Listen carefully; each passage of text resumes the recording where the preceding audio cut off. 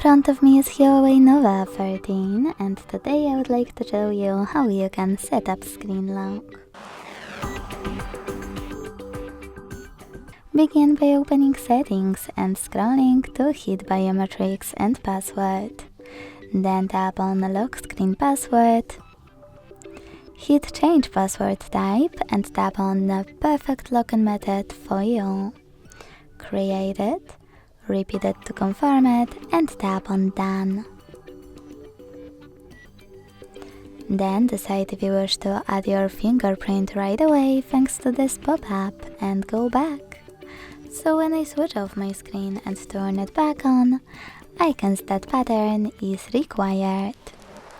Thanks so much for watching. If you enjoyed this video, leave a like, comment and subscribe. Bye!